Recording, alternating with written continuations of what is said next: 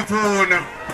President of the ATNLU, my friend and your friend, a true comrade, Comrade Bingley George. Just have the music, please.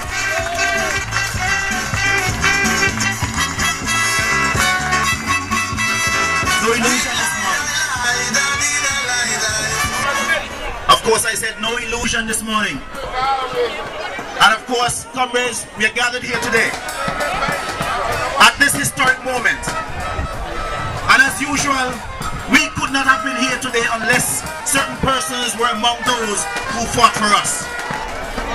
And you know, Comrade Mullen is here. Comrade Sarah Brown is here, a stalwart of the past. And of course, we have Comrade Fredericks Carter. They're still alive today, and they braved the weather during those years to make sure that we are here today. But it is significant, it is quite significant, that after 1951 we are still here. A day earned by the Antigua Trades and Labor Union under V.C. Byrd. And I want to tell you that nothing will stop this movement of the labor rights. Nothing at all will stop this movement. But we're here to celebrate Labor Day. And I recognize there's trouble on the other side. This morning, a band passed up here led by former president of the Workers' Union, saying that he's sweeping the area to take the workers up to the east. But my dear comrades, nobody up there up to now. There is division in the TUC. The Workers' Union is not today a part of the TUC. And so they are on their own. And so they went up Market Street, around East Street, and they're going straight to Fort James. Listen what we are doing. The Antigua Trades and Labor Union is here to celebrate 60 years of V.C. Byrd's work and those around him. And I'm saying it is quite significant that they should take the time out instead of marching the streets, parading on a band, and come back to the feet of labor, at the feet of V.C. Byrd, and celebrate 60 years of making this day a holiday in this country for workers. I want them to understand that. But my dear comrades, we are here in grand style. We are here in grand style, and let me tell you now, now stop me today. Today, a Friday day. We are gathered to celebrate Labor Day. That call which was made by V.C. Byrd on the 23rd of September 1950 at the annual delegates conference. That is why we are here. And I'm telling you that it has not been easy for them. And that's the reason why we can celebrate 60 years later and still have that right to celebrate a holiday in this country. A holiday where the workers can take a day off. Their day, without any employer saying anything to them. They decide whether or not they want to work. But my dear comrades, this achievement, this right may be taken away from you. It may be taken away from you, and I want to bring this to your attention. When the owner class, the masses, those who would hold the reins of power over those workers in the years, which was less than fair then, when they would have worked over the peasants in their plantations, they would gather themselves and their children and their wives, and they get on their horses, they get on their donkey carts, and they put their wives and they full up themselves with their food. And my dear comrades, they will still leave places like Weirs. They will leave places like Collins, Burks, Wills Freeman, and they would gather at such places like Betty Soap, and they will wine and dine. They will eat their roast pigs, and they will keep themselves comfortable because they would have gathered enough from the workers who they work over the years. They took a day for themselves, man. They took a day for themselves.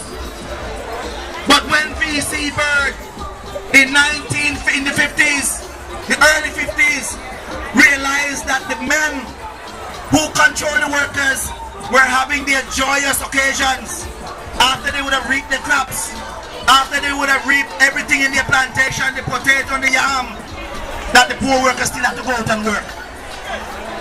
But V.C. Bird and his lieutenant said, no, it is time we make that clarion call to our members. And so they went out there and they said to them on that occasion, when the union convened its conference, that we will not work the 1st of May 1951. And I'm saying to you, that was the changing point in this country. The workers decided that without pay, they're going to accede to the call of V.C. Bird and his men. And the conference decided that they will not work. And I can tell you, those days the conditions were bitter. Those days the conditions was really against the workers. Men used to get blows. The wife take them back to the jobs to get blows if they didn't go to work. But they decided, let me tell you, enough was enough.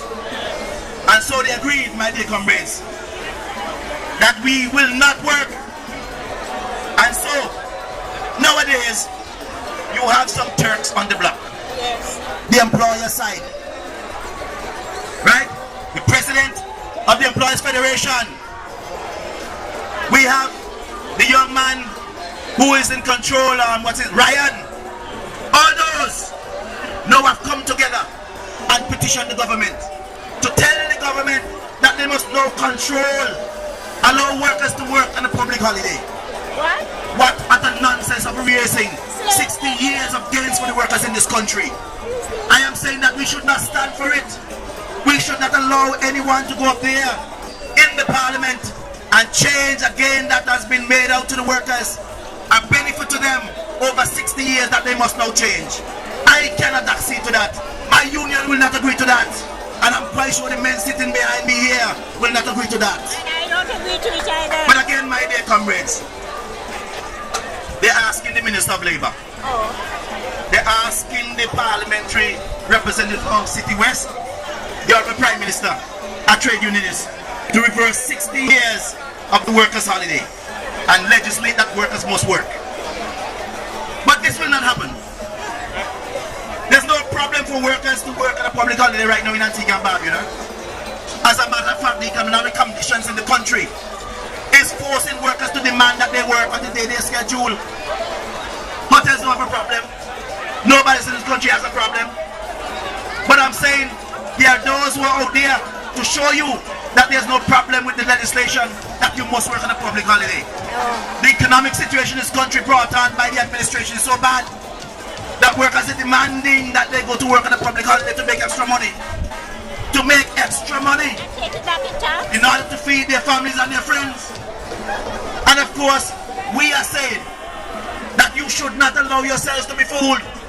Make sure that they go out there and call on the government not to accede to the wishes of those few employers in this country. They should not do it. And so, my dear comrades, on this great day, 60 years of labor history in this country, I want to make the clarion call for those who have been championing the cause of the workers. That they should not allow this to happen in Antigua and Barbuda. I want to call on the James Stanley Rose, the voice, your present downtrodden vanguard, to come out in support of stopping this. I want to call on Chester Hughes, who say that he loves workers, to come out and stop this government from bringing into law to force the workers of this country to work on a public holiday. I want to call on Maurice Christian, President of the Antigua TUC, to come out. He has been doing it. And let me tell you all now, there's big mash-up in the TUC. We're not sure that the workers' unions were marching with them today. They're probably at their headquarters. So poor Maurice Christian, they're going to kill him as of today. I still want to call on David Messiah. And David Messiah to me is the man who always go after the fire is out. When there's problems in the workplaces, he only show up when the fire done die down. So come out, Messiah, and stand up with the workers and let the politicians know in Parliament that they ought not to change this public holiday. That workers should maintain their right to work on a public holiday. Comrade Baxters, with your fire and steel, continue the fight. Call on them not to give up this day.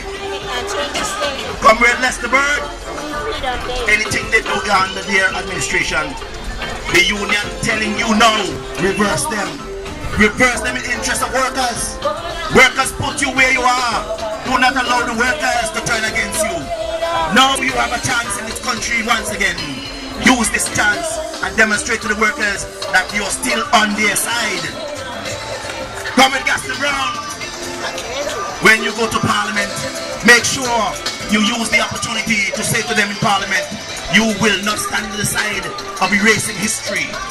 Do not do that at all. And I'm saying, Comrade Marlon Joseph, Tico Lake, and Robin the white man who is still on the side of Labour. You must go inside here and change the tides. Make sure that you tell them you're not for that. Don't allow them to pull you down. Stand up for the workers. Comrade Weston and Chet Green, carry the fight in the Senate. Gail Christian and Arthur Nibbs, the fight is still there for you. And let me tell you, the last signal is for Baldwin Spencer. The last signal. The only arm I have is to call upon him. Not to give those employers a chance. Not to give assent to their request. Because he will go down in history as the worst trade unionist and the worst leader of any country, knowing he came from a trade union. The call is for you to make sure that you tell them you can't change the laws in this country. You will not do it to suit any employer, but let the employers do their work in this country and let them make the provisions necessary for workers to work under conducive conditions and let the union thrive. Today, my dear comrades, I want you to take this day as serious as possible, because it is because of the sweat, blood and tears of our forebears why we are here today. And we have everything to be proud of. The Antigua Trades and Labor Union has everything to be proud of. The Labour Party, which came out of the Antigua Trades and Labor Union, has everything to be proud of. And together we will move forward. Enjoy Labour Day. Long live the Antigua Trades and Labor Union. Long live the Labour movement. Thank you very much, my dear comrades.